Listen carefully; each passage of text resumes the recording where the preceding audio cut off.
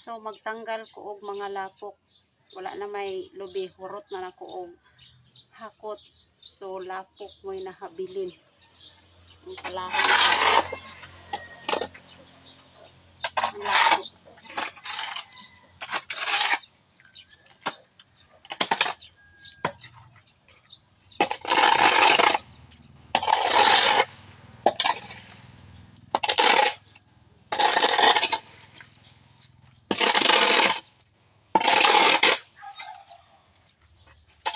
Grabe talaga.